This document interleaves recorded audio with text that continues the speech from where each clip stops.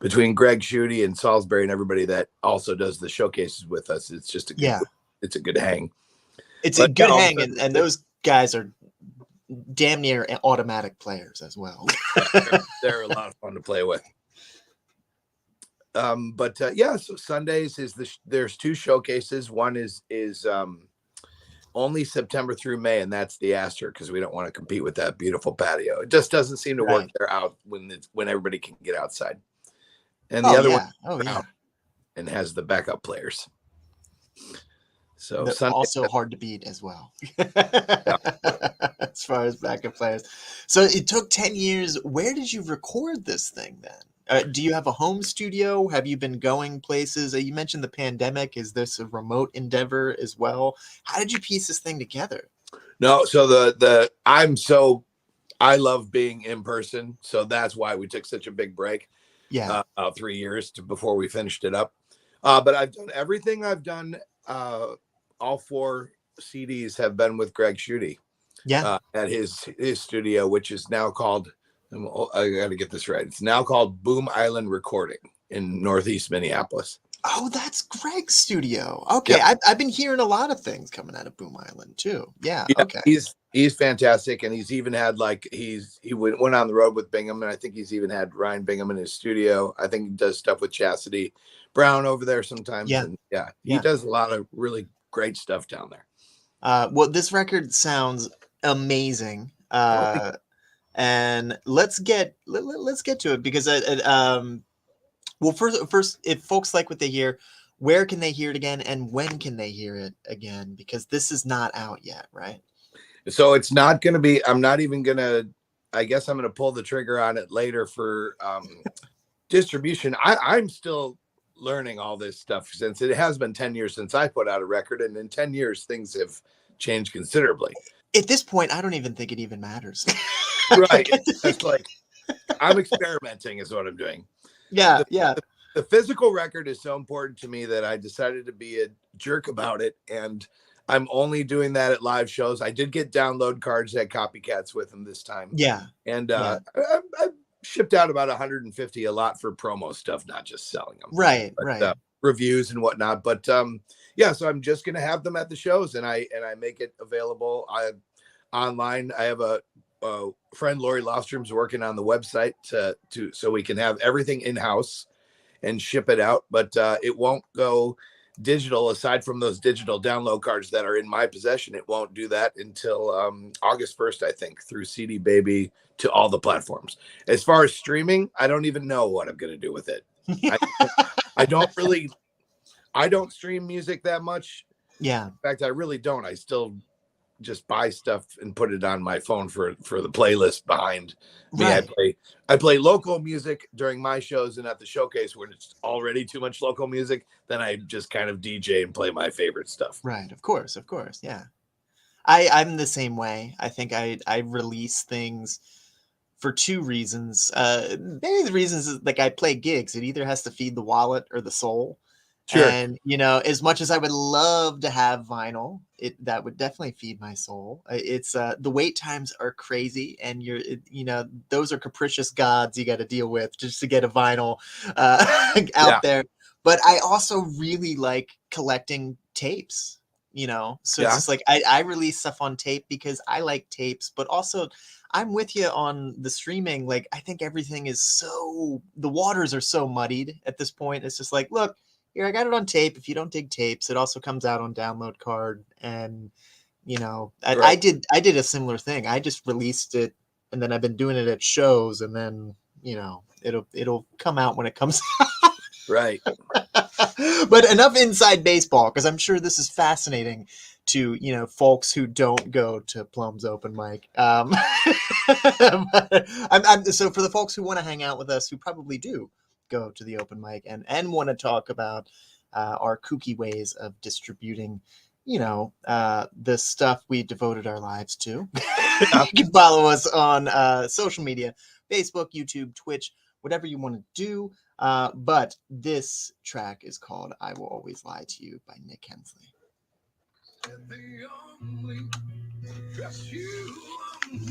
This is the one you wanted to do, right? Yeah. The probably the most eclectic. It starts out with strings, all sorts of stuff, but it gets kind of rocking at the end. Yeah. No, I definitely feel you on. I feel like with streaming, I did this thing where I thought I was clever. Right. Where like I only had like the full quality wave on my site. You know, you can only get that. And then I realized people only listen to stuff on streaming anyway, so it's just like they're listening to this, like his poor quality MP3s that I'm just like, I don't know if I'm doing myself any favors, because I already do stuff lo-fi on purpose to begin with. Right. So it's like the bar for entry is just like, yeah, I might be just missing a lot of people just by doing that. So I don't know if I only put it up there because like it's like a search engine. Right. You know, like I'm not expecting anything to come from it. It's more of like at this point a college degree on your resume. Like, do people really care? No, but when you're applying for a job and they don't see it, they're like, well, are you really a serious candidate? Right. Are you established? You know, like that's how I feel about streaming. Right. It's just like, do I really care about it? No, but like if you're not on, because you know the elevator pitch, like it's like, oh, so what kind of music do you do? It's like, well, you know, it's like a mixture of this, a mixture of that, and you can just see people's eyes glaze over, and you're like, well, is your music on the you know? And then they look you up, and if you're not there, you don't exist. You're done. You're gone from that person's life. I agree. I mean, that's the thing. If you could tell me if there was what I think that it should really happen is there should be a more localized streaming site where they help you promote. Like yes. if you're not one of the top 100 artists of the day, there you can forget about money, but which I don't care about the money part of that anyway. No, like 1,000 CDs back over the period of like 2.5-3 years. Because yeah. I still have older fans that have CD players, but it's going to take a while. But streaming has nothing to do with any of that. It's you're right. It's just being recognized or having it come up on some algorithm online. Yeah, but and I think it's also at this point ease of use. Like I think I only have it up there just because I think most people consume it through YouTube or Spotify or one of them. Right. See, I don't understand that yet. Like if they have it on their phone from a download card, is that still harder to access than like if they have streaming going on all day on the same site? That must be easier. I don't know about this actually. If I'm being perfectly honest, because I've done the download card, and I always get people asking me about it, like, hey, do you have the download card? Hey, do you have the download card? Hey, do you have the download card? And then once you actually do the download card, I want to say like 10% of them get redeemed. You know? Really? Yeah, like when they buy the record itself, when it gets like packaged with the thing. Yeah. 10% of it, like when people are like just hunting for them, or like they, you know, like if they're at the merch table and it's just like, well, can I like I'll like just they throw $3 in the tip jar or something. Oh, sure. Like then I'll give them a download code. Those usually get redeemed all the time, but like when you package them together, I've noticed people don't really care about them that much, and then I'm like wasting my codes. So that's what I did this time. I did them separate. There are still a lot of people that have CD players where I play like kind of organic farms in Wisconsin. That's what I do all summer, is these crazy organic farms. And it's a good racket. It's great. And it's, you know, I mean, I have a cover album out, but that's about all the covers I do. And it's because it's just weird variations, and I had to get the licensing to it.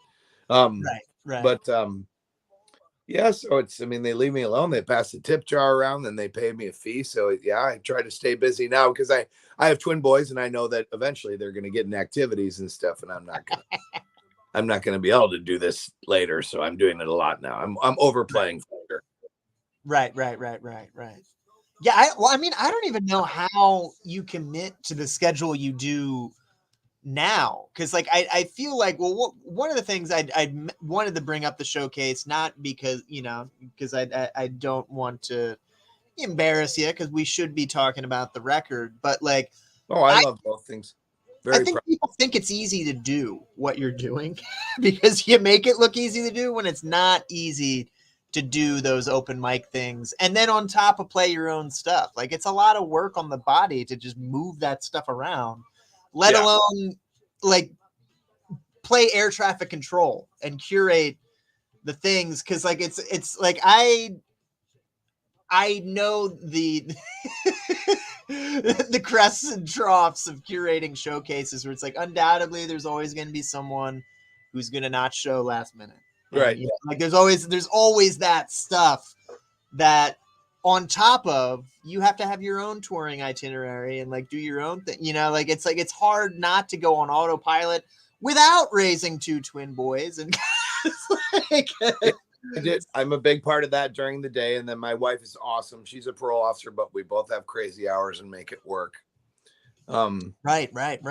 Yeah. But yeah, after 18 years, I will say that I don't care if anybody calls it an open mic. I will say one of the things that helped us was to make both of them a showcase without being open. So we still accept new people all the time through references, and we ask them for just give us a cheesy video from your bedroom. We just want to make sure you're doing an original song. That's it. And then that being said, that helps me get real organized and pre-plan things way ahead of time, so that like Aster, that has been done since last week.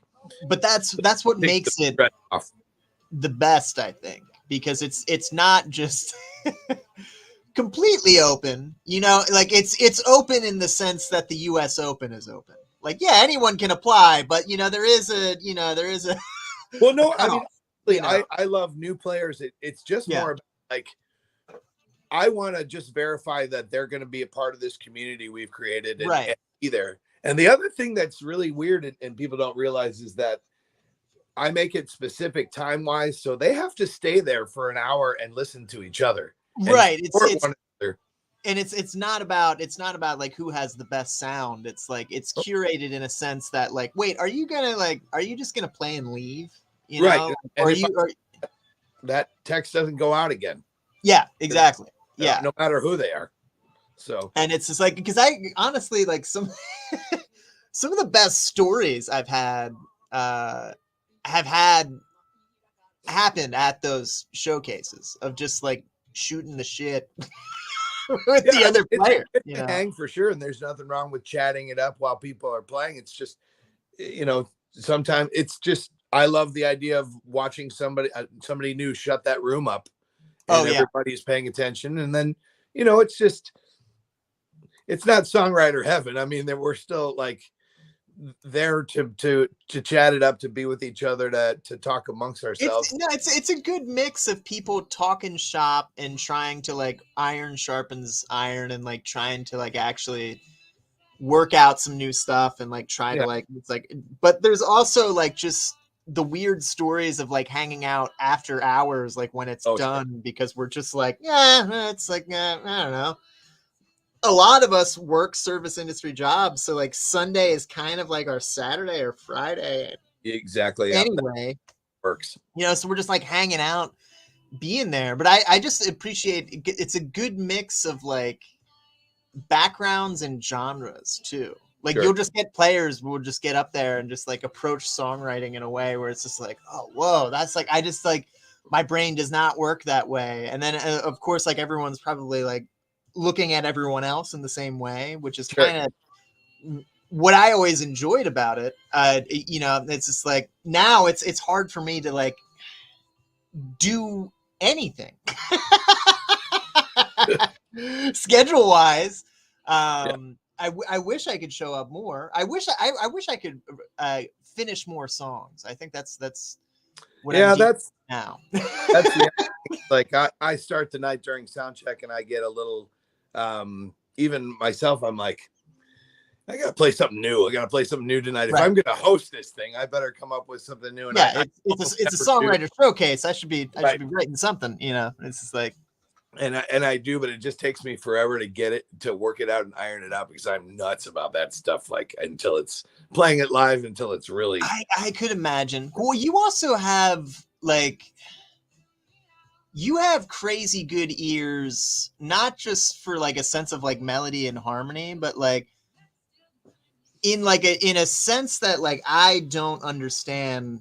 Like you just kind of have like a knack for like EQing an instrument. Like you'll plug, like someone will plug something in, and someone will start playing. You'll be like, hey, you'll be listening to it, and you'll just like make an adjustment on the EQ. That's like the kind of stuff that like I have to hit my head across the wall for hours, and then I see the forest through the trees and I can make that adjustment. Like you're so good at just making other people sound their best immediately just by kind of listening to the timbre of things and just going like, yeah, a little bit of this, a little bit of that. Like it's just like that is the thing that always struck me about like you're not just like kind of doing like, okay, up next we have, and then just like twiddling on your phone. Like you're working up there. Like you're actually like. And JT's really good at it too, who runs that, probably the biggest open mic I've ever seen, which is an actual open mic. The Moto E. Yeah, JT is incredible. Yeah. He's I think the reason is he cares that much. I care that much too. I could never do what he does with 50 people. Oh my God. I don't know how. I don't know how he does that one, because that one is just like. I feel like it's kind of like a mixture of booking a venue and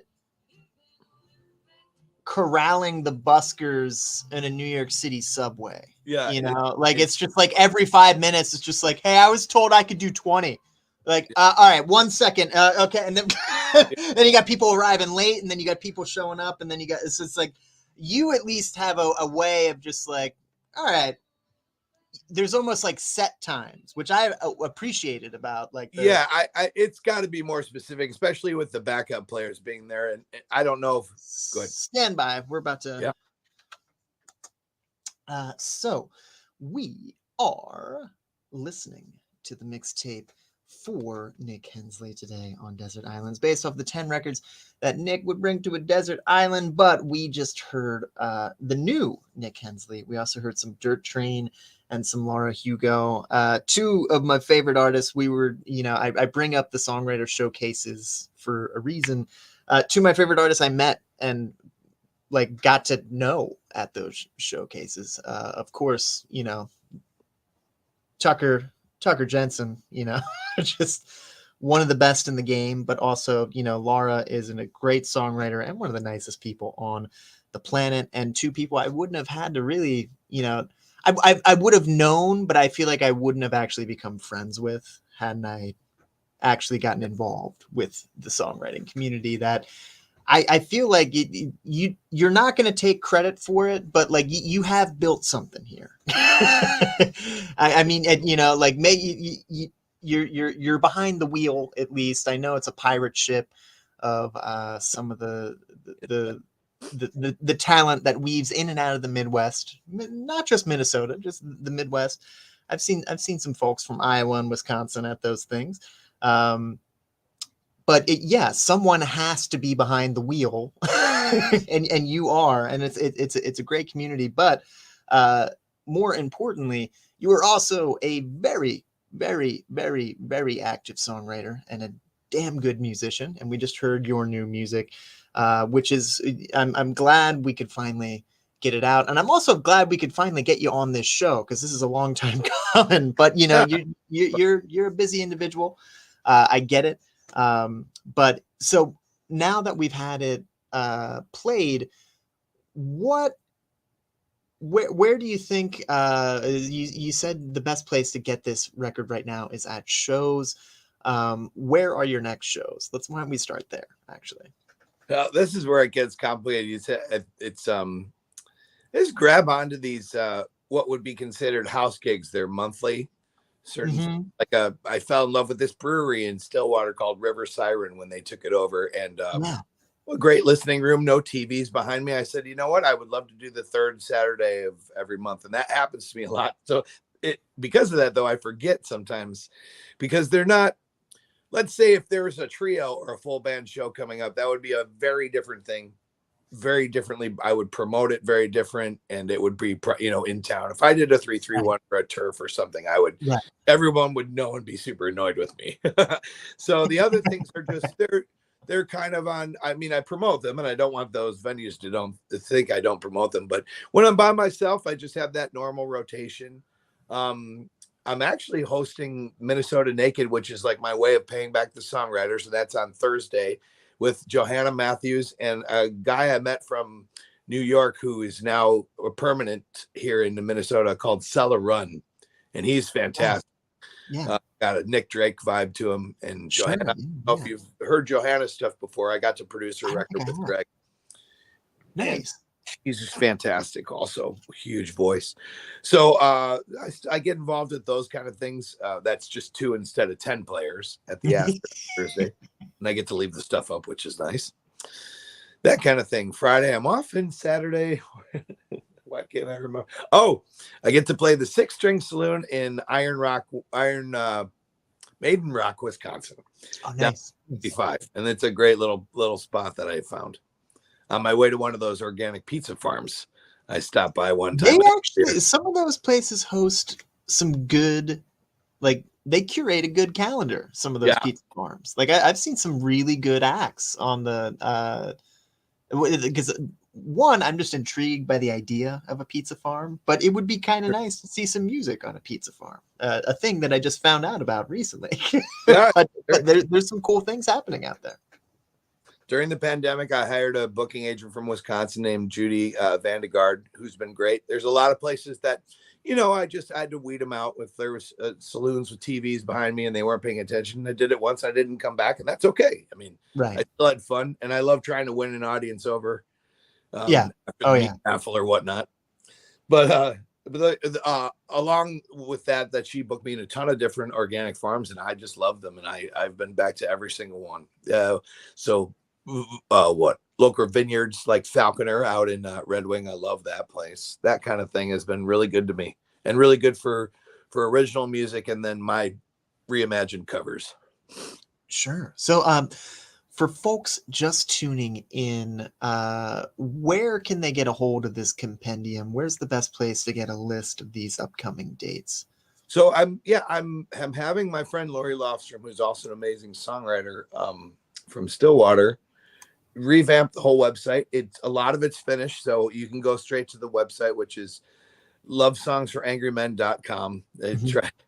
That name is a long story, but Love Songs for Angry Men. And it comes right up, and so will the record. The record will come up. It'll tell you how to get the physical copy until August 1st when it goes to purchasing digitally. Perfect. Sounds good. Well, we have a few picks left on your Desert Island picks list. It started with Tom Petty. It's going to end with Tom Petty, although I unfortunately sometimes talk a little too much. So we'll see if we'll get to the bookend here. But we do have some of your honorable mentions and Nick Cave up in this set. But this is the Allman Brothers Band here on Desert Islands. That's it. Ooh, can you still hear me? Yeah.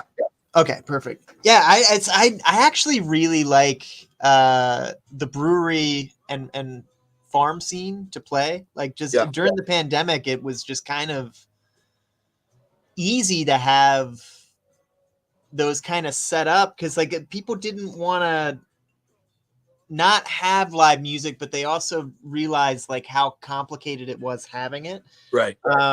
So like anything that was like solos or duos that had more heft to it than just kind of like, acoustic guitar vocals. Yeah. Like people were like kind of excited to have like, so if you were like a trio that had your, like you just had your rig together and you were ready to rock, like it was a good place to host it because you could keep the tables far away, but like the sound was still clear enough that like you could hear it. You could dance if you wanted to. You could bring the kids. You could, so it was honestly like a good live music scene. But admittedly, I also play a genre that, my friends in hardcore bands, I don't think that scene's accessible to them Yeah. as much as, you know, it is to me. Oh, I love it. Every time he came in, I'm just like, oh, this is good old, like, deep. It's all sorts of genres, you know, good foot stomping stuff that I love to death. I like mixing things together because and I think that's what kind of makes me get booked at those gigs too often, because I like to think of it as just you're kind of the vibe merchant. Sure. You know, like I think a lot of songwriters and musicians in general kind of get into this racket because it's, I don't know why we get into it. I know why we get into it, because we love it. Why we stay, I don't know why we why we stay. But I think like everyone goes through this phase where like when you get on stage, you think it's about you. When the lights are on you, but it's really not. It's you're About the really, shared experience. Yeah. yeah, you're really curating how a memory is formed. You Yeah. know, like how people are feeling at a time. You know, like just that.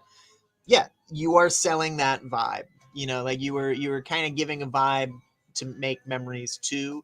And those gigs are kind of great for that. I like what you said about it was just like winning over an audience, because that's like I don't know if it's just me growing up in Philly, but that's like one of my favorite things to do. It's just kind of Oh yeah. kind of feel like I'm like playing from behind in a weird way. Like I mean, that's every time I walk into somewhere it's you get this vibe of who's this guy? What's he up to? Oh, the yeah, band here. yeah. And a lot of it, you get a little. I'll do a little eye roll, but honestly, when it gets set up and I get excited and that a little bit of butterflies, because why would we do it if you're not a little nervous? It's not fun anymore. No, yeah. If you don't, it's because you care. That's Right. why that's still there. But winning them over is pretty fun when they weren't expecting it to, you know. It adds to the experience, I think. Sure. You know, like especially when people are like, oh, you know, and it's also why like I don't know. I know a lot of people like when because we've all had like those weird compliments where people were like, you know, you remind me of John Cougar Mellencamp, and you're like, where the hell did that come from? And it's just like you gotta remember, like that's not, you know, like getting compared to something you're not into isn't an insult. It's just like that person had a really good time, and you reminded them of a thing they like. That is what's happening there. That's what's happening. Oh there. yeah, I have a raspy voice compared to anybody that's ever been raspy in the history of time, especially if they're white. Oh yeah, I I'm get sure. the Joe Cocker, Bob Seger every single time, but yeah, I'm sure you get a lot of. Oh, have you heard of? yeah, for that. Yeah, like I told a young man the other night I was going to Chris Stapleton his mouth shut. Now I love Chris Stapleton, but it's just so but that's much. a good line. So much. Yeah, why not? Little play on his name, why not? But and I did it jokingly. I mean, it's just to get everybody to laugh, but like he was just screaming at me. It's like, just relax. You know, we're in this together. I know what I'm doing. I know. I'd much rather play what I know and what believe me, you'd rather hear what I am comfortable playing and what I want to play than me trying to get out an iPad or something and tackle some song that you want in an instant. Just no, I am full on agreement with you there. Like I also think like in the age of the internet, I think it would benefit everybody to kind of go back to like almost like a vaudevillian sense of things, of just like, look, you should have a bag of tricks. Like if you don't, but it should be natural. Like you shouldn't have to like practice something in the mirror that's not you, you know, like you should, you know, like it's just like, look, sometimes you just need to have a few covers in your back pocket. Sometimes you need to have a few, you know, like you need to think about the flow of your set list as well. You need to think about, you know, like it's just like, so, and I kind of like having an act of just like, look, you don't have to book me. But what you said of just like, look, I think we're all going to prefer it, all of us, audience included, if you just kind of let me do my thing Oh and yeah. just like book the artist you booked and let them, Oh you yeah. I wouldn't know, even like, play a venue that. Yeah. yeah. It's absolutely. I have always said, but at the same time, I've always said, the Rolling Stones are my favorite band, or one of my favorite bands for sure. But I can barely listen to the Stones for 3 hours. Nobody. Oh yeah. It's like, No, so I get there's, hired for these 3 hour. I'm really looking for more like the 2 now. But yeah. Yeah. the or if a full band, it would be like an opening 75 or something. I mean, it's just a lot. Yeah. It's like, but that being said, stories, a little bit of comedy, and Yeah. and mixing taking a cover and making it your own because you have a passion for it. Yes. The way to go. I definitely think that's how covers should be done. Yeah. Like you should, if you see yourself in that song, you should kind of step right into it and inhabit it and like walk around in that world. Make your own world if you have to. And it's just like, because I think when you're first starting, it helps to learn some songs almost like you're learning a recipe of just like, like you got to bake chocolate chip cookies sometime.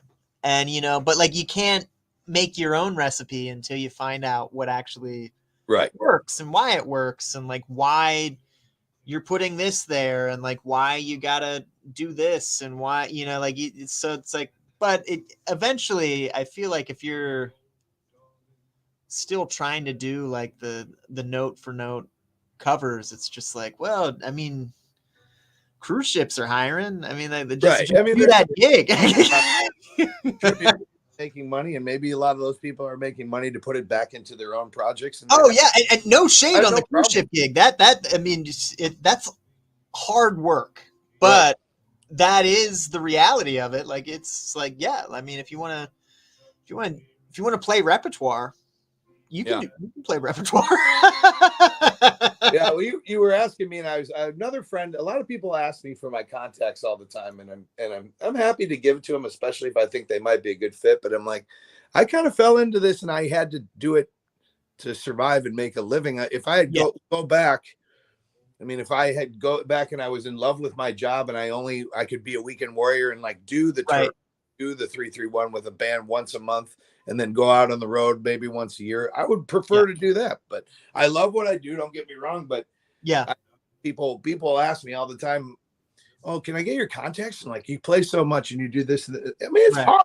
Fucking hard. Well, you kind of have to blaze your own trail. Not like, and I say that not because like I don't want to sound like I'm like Lars Ulrich, where it's just like, no man, I did it, so you have to do it. And it's like, no, it's more of like, look, some of the things that worked for me might go down in flames for you. Why are you listening to me? Like the it might not work. The same thing is like me playing one of the cooler bars in town. I mean, I have to be really ready for that, and it's got to be it's a totally different show, and it's a rehearsal. Yeah.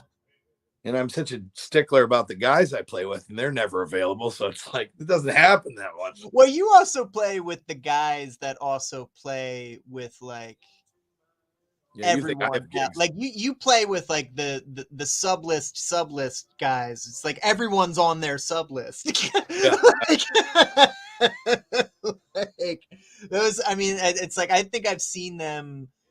I will play shows where it's just like, oh, I didn't know you were playing with so and so, and then like I will be doing stage crew on another show, and like a few of those guys are playing. Where it's just like they're everywhere. Oh, it's insane. Yeah, I mean, when Stalls and Shooty went out with Bingham for like 6 months, it was really strange seeing around because they weren't playing with all these other bands. But like, yeah, you'll show up at 331 or Astor Cafe or anything. You'll see Stalls 3 times in one day if you. It's incredible. I don't know how he does it. He's pulling like Mikkel Beckman hours, where it's it's insane. Yeah, it's just like I'm tired just thinking about it. Yeah. Okay. Speaking of that, we are. I got to do some underwriting carts, and then we'll be back on the air. Not that we're not on the air now. It's I just get it. The podcast. Yeah, there's a different audience. So some people only watch the videos, and some people watch the videos later. So it's just like there is like a whole subsect of people who aren't, you know, aware of what's going on. So if I repeat anything, that's why. But also, I sometimes forget to play these things, and I definitely should have played some 20 minutes ago. So I should play them now. So stand by.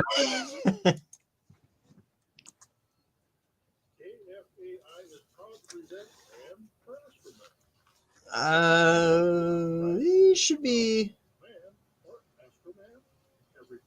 45 seconds ish, and then we'll be back on the air.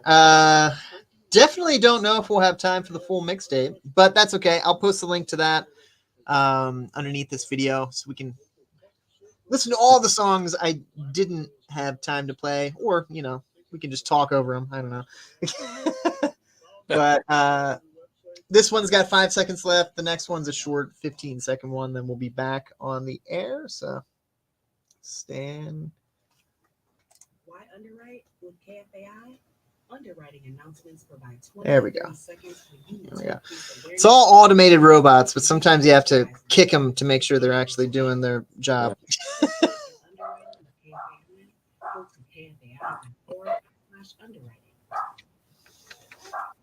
All right, so we had Nick Cave and the Bad Seeds. We also had some Cat Stevens, Yusuf Islam. Cat Stevens, when that record came out, T for Tillerman, and then Melissa by the Allman Brothers Band at the top of that set. So I'm glad we were off mic talking about the Rolling Stones being your favorite band, because I did get them on the list. They're going to be the next song in the next set. Nice. And I think we had, well, we'll see. I don't know if we'll have time for the second Tom Petty track, but we might have time for everything else, plus the honorable mentions. So I really love this list, because it just, I like listening to more what you said about the Rolling Stones. It's like, they're my favorite band. Am I going to listen to them 12 hours straight? No, I'm going to listen to other things. And it's just like, I love listening to like everything I can get my hands on. And I genuinely do love all genres of music. So I see a little bit of reflection of that in your Desert Island picks here. But Yeah, I want to ask, because you're so active in not just as a performer, but the songwriter scene, is there an artist on your Desert Islands list that, obviously you appreciate all the music, but is there an artist that kind of inspired you to start performing yourself? I mean, well, Full Moon Fever came out in '89. I think I'm gonna age myself here. So I think I was 13. Is that right? I don't even know. I can't do the math. Yeah, I mean, right around that time when you start discovering like your passion for things, that came out. And it was a cassette for me first, not a vinyl. I think cassettes were still all the rage. And I just never left the cassette. But I know every song forward and backward on that. Oh, yeah. What's funny about that record is sonically, and the production of it is not my cup of tea really anymore. Wildflowers is definitely more, which was what Rick Rubin did. Yeah. And more like what I like to play off in the studio. But man, Tom Petty and the writing of that, and just amazing record. Tom Petty too is one of those artists that I feel like, in the world of music appreciation, he's like an airport like Detroit or Atlanta or O'Hare. Like eventually you're going to land there and spend some time there. And it's like an intersection of everyone's musical journey. Like, you'll have metalheads who will be like, no, man, I don't listen to that. That stuff's, but like every one of them has like a Tom Petty record that they're like, oh yeah, but it's like, yeah, it's a great record, you know? So there's something about Tom Petty. And Wildflowers, I feel like, has shown up on more Desert Island picks lists than any record on. Oh, really? Show. Yeah. And it's just what I find interesting though is it comes from different worlds. You know, you'll get some guys in the funk world, you'll get the singer-songwriters and the Americana and the folkies, but you'll also get some people in like harder edge bands drop Wildflowers. It's like, there's just something about Tom Petty, but there's also just something about that record The Rick Rubin stuff, I mean, it's pretty evident, like what he can do with even Tom. I mean, that's the thing. Like all the Tom Petty records are brilliant in my mind, but what he can do with even Tom Petty makes you realize the genius of Rick Rubin, which is, I mean, the guy's kind of nuts in all the right ways. Oh yeah. So, yeah. He's a great hip hop producer too. I feel like people don't want to give him credit for that just because, but he is. I mean, it's an idea of song is king no matter what the genre. So it's, yeah, he just knows how to, get everything together to make the song even better. It's great. Yeah. I think my favorite Rick Rubin story is when he did the most recent ZZ Top album. Oh. And they were just in there because I like your mindset to recording. I even if you have to comp something together, I like just doing a live take. Just play live. And I get why all the creature comforts are there, but I think the creature comforts are there to kind of like capture a good take. And if you have a good take with some minor peccadillos, that's why that's why those things are there, because budgets are real and you don't always have the time the Rolling Stones did to go into the studio and make your masterpiece. Sometimes you have 20 hours that month. That's it. That's all you get. And I don't even know where I was going with that. But so on this list though,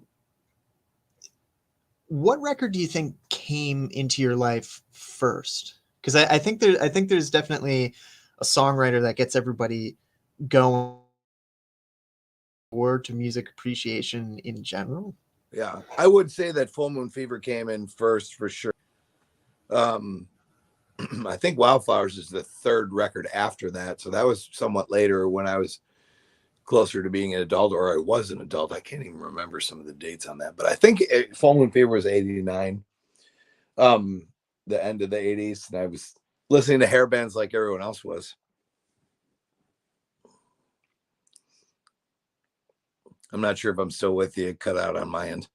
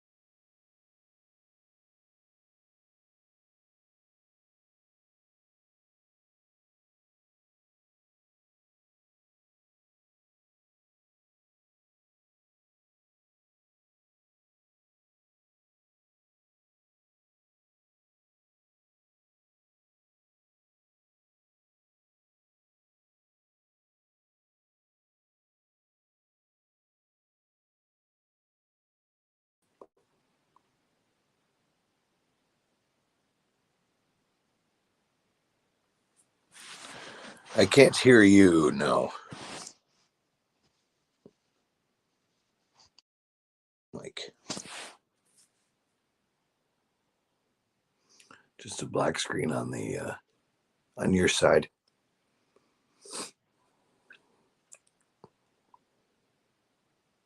Crazy technology.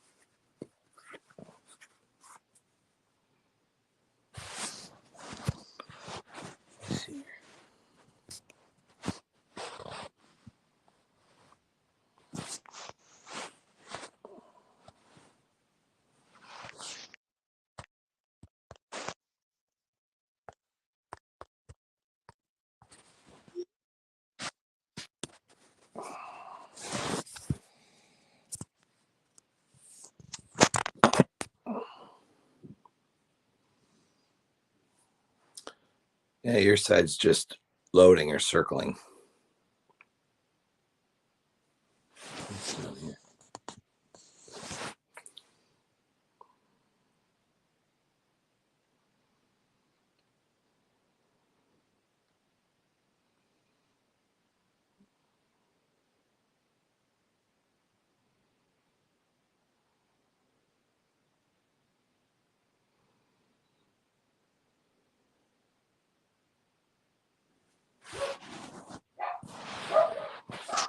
So how's sitting